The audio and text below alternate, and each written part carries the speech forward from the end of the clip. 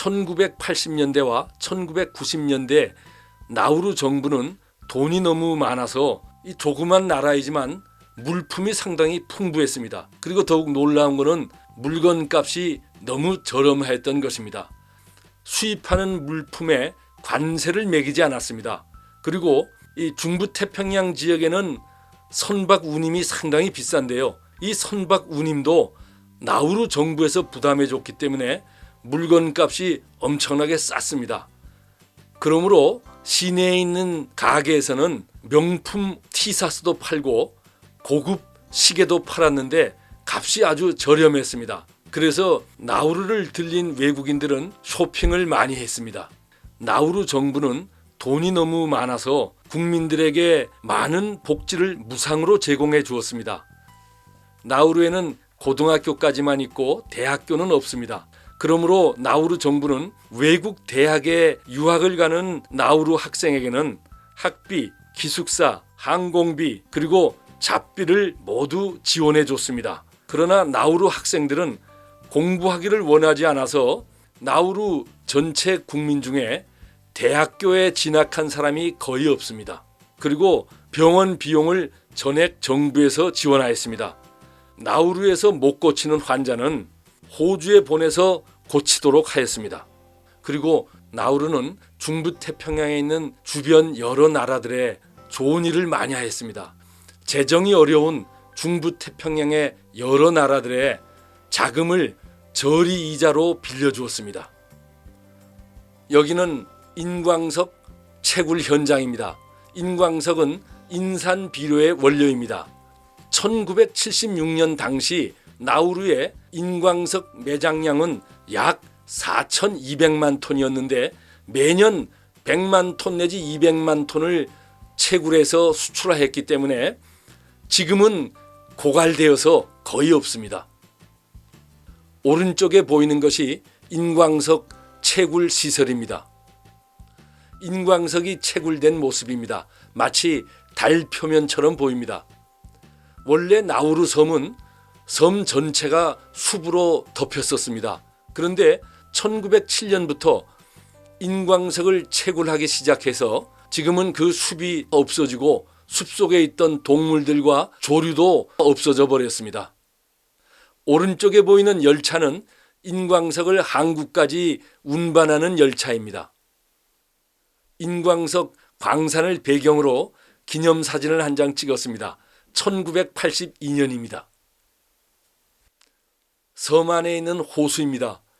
태평양 전쟁 당시 나우루를 방어하는 일본군은 태평양 전쟁 후반기에 보급이 중단되자 이 호수에서 벼농사를 지어서 먹고 살았습니다. 나우루 현지 어린아이들과 해변에서 함께 사진을 찍었습니다. 1985년입니다. 태평양 전쟁 기간 동안에는 한동안 일본군에게 이 섬이 점령되어서 일본군은 이 섬을 중부 태평양의 요새의 하나로 삼아서 섬 해변가를 따라서 방카를 구축해 놓았습니다. 오른쪽은 태평양 전쟁 당시 일본군이 만든 해안 방카입니다. 섬의 해변을 따라서 이러한 방카들이 많이 있습니다.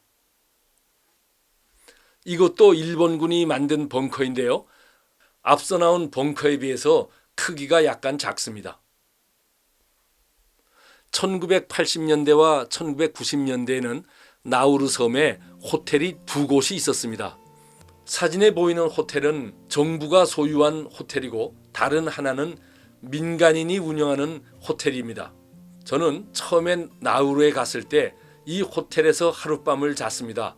이 정부 호텔은 상당히 크고 그리고 쾌적합니다. 단지 창문에 잠금 장치가 다 부서져서 없다는 것이 마음에 걸려서 그 다음번에는 민간인이 운영하는 호텔에 갔습니다. 민간인이 운영하는 호텔은 시내에 있는데 크기가 작습니다. 방이 한 5-6개 되는 걸로 지금 기억이 나는데요. 그런데 이 민간인 호텔은 물론 창에 그 잠금 장치는 다 잘 돼 있는데 방마다 에어컨이 있는데 저는 원래 에어컨을 좋아하지 않아서 밤에 잘 때 창문을 열어놨더니 바로 창문 밑이 양계장이었습니다. 호텔 주인이 수많은 닭을 키우고 있었습니다. 그래서 창문을 통해서 닭똥 냄새가 너무 심해서 문을 닫고 에어컨을 가동하였습니다.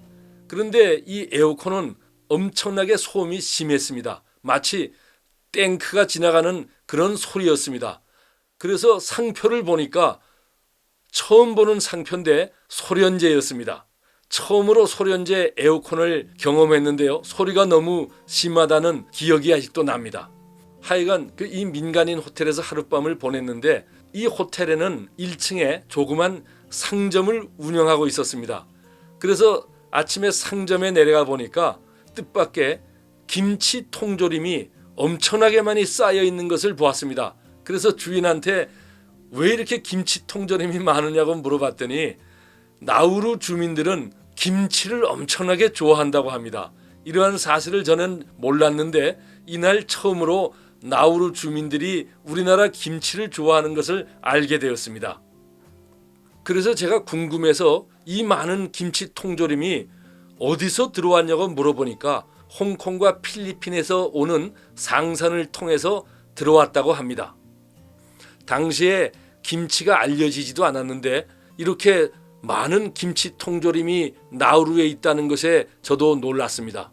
민간인 호텔 이 주인은 손님인 저에게 아주 친절하였습니다. 그러나 방이 너무 작아서 그 다음에 나우루에 갈 때는 다시 정부 호텔에 들어갔습니다. 이렇게 부자 나라에서 밤에 창문 열고 들어와서 물건 훔쳐갈 사람이 있겠나 이런 생각이 들어서 그 다음부터는 나우루를 지날 때 항상 정부가 운영하는 호텔에서 숙박을 하였습니다. 나우루 주민들은 너무 풍요하다 보니 아주 게으릅니다. 낮에는 보트를 타고 바다에 나가서 낚시를 하고 저녁에는 저녁 식사 후에 동네 사람들끼리 모여서 기타를 치고 노래를 즐깁니다. 그리고 너무 풍요하다 보니 호텔 종업원들이 서비스 정신이 전혀 없었습니다. 이곳은 호주 브리스번입니다. 시내 한가운데를 브리스번 강이 흐르고 있습니다. 브리스번 강변에는 해양 박물관이 있습니다. 이 해양 박물관의 한쪽에는 군함 한 척이 전시되어 있습니다. 호주 해군의 호위함인 다이아만티나 호입니다. 태평양 전쟁 때 사용하였습니다. 이 군함 위에서 1945년 9월 13일 나우루를 방어하는 일본군이 항복식을 하였습니다. 테이블 오른편이 일본군 항복 대표단이고 왼쪽이 호주군입니다. 호주군 대표가 일본군의 항복을 받고 있습니다. 나우루에 대해서 얘기하는 많은 사람들이 나우루는 좋은 시절을 보내면서 장례를 준비하지 않았다고 합니다. 물론 일리가 있는 말입니다. 그러나 나우루 사람들도 나름대로 장례를 대비했습니다. 즉 미국의 뉴욕, 호주의 시드니, 뉴질랜드의 오클랜드, 홍콩, 구암 그리고 사이판 등의 부동산 투자를 많이 하였습니다. 그러나 이들 부동산 투자는 거의 사기를 당했습니다. 그러므로 오늘날 나우루는 아주 빈곤한 나라로 전락하고 말았습니다. 호주 정부는 나우루에 난민 수용소를 만들어 놓고 아프가니스탄, 이란 등지에서 호주에 밀입국하다가 붙잡힌 사람들을 나우루에 있는 수용소에 보내는 대가로 나우루 정부에 매년 수용소 운영 비용이란 명목으로 돈을 주고 있습니다. 그리고 나우루는 배타적 경제 수역에 들어오는 외국 어선으로부터 입어료를 받고 있습니다. 그러나 이렇게 호주 정부에서 도와주고 입어료를 받고 있는 것만으로는 나우루의 경제에 큰 도움이 되지는 않습니다. 어떤 사람들은 나우루가 포퓰리즘 때문에 망했다고 합니다. 그런데 제가 보기에는 우리나라에서 말하는 포퓰리즘과 나우루의 포퓰리즘은 좀 차이가 있다고 생각됩니다. 우리나라에서 하는 포퓰리즘은 권력자나 집권당이 나라와 사회를 위하는 것보다는 자기들의 집권을 위해 무상복지 명목으로 세금으로 거둔 나라 돈을 풀어 매표 행위를 하는 것입니다. 여기에 비해서 나우루의 포퓰리즘은 워낙 정부가 돈이 많아서 주체할 수 없을 정도로 흥청망청 사용하며 다음 세대를 생각하지 않은 것입니다.